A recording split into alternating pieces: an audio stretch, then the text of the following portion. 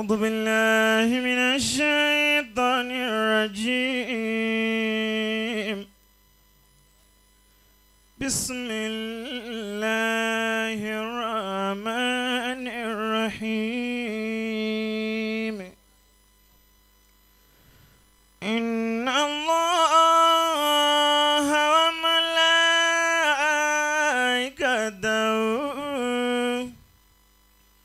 يصلون على النبي يا أيها الذين آمنوا صلوا عليه وسلموا تسليما. بسم الله الرحمن الرحيم. أسكنوهن من حيث سكنتم من وجدكم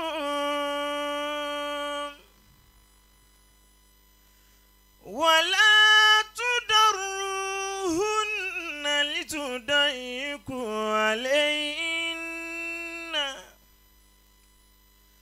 وإن كن أولات أمل فانفقوا عليهن حتى يدعن حملهن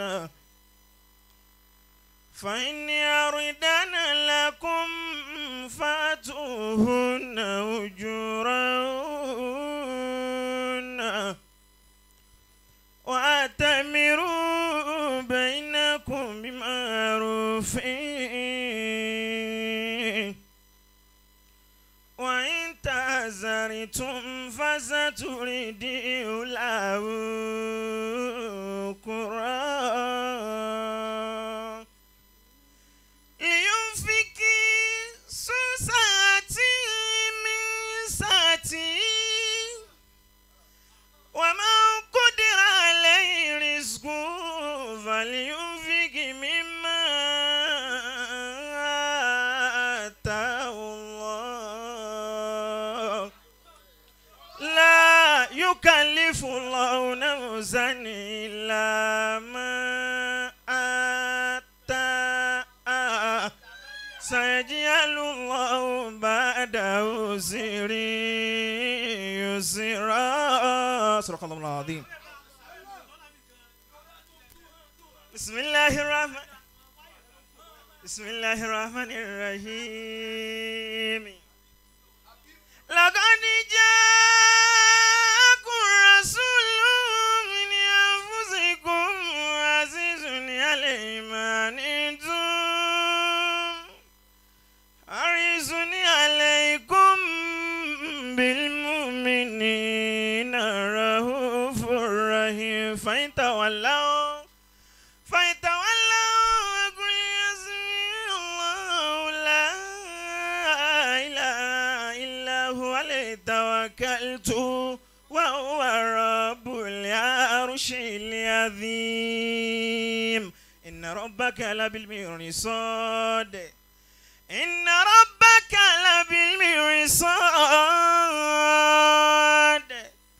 فأما الإنسان إذا ما ابتلاه ربه فأكرمه ونعمه فيقول ربي أكرمني. صدق الله العظيم. ملام حبيبه Malam Habib. ملام حبيبه. Ọlọ́run ní jẹ́ ó bàjẹ́ láéláé. Àmín. Mo like bẹ́ẹ̀ ṣe kó bírèkì o. Ọlọ́run tún mọ̀ ṣàlékún dáadáa. Ìmáàmù ni wọ́n o, chief imam. Wàlẹ́ ìsàbí chief imam. Ọlọ́run ní jẹ́ àgúnlẹ̀. Bàbá Nínú wákùtù gíní la wà ní bàbá. wákàtí ọ̀dá ni o. Wákùtù. Ẹja ṣe ti wájú yẹn tán. Ọjọ́ méjì ni. Ẹ̀mọ tó wà ní àmọ́mọ́ wa. Kọ́hátù ni. Ẹ ti wà lẹ́nu ẹ̀ ti pẹ́. ẹ sàjáwó ọmọ sí báyìí.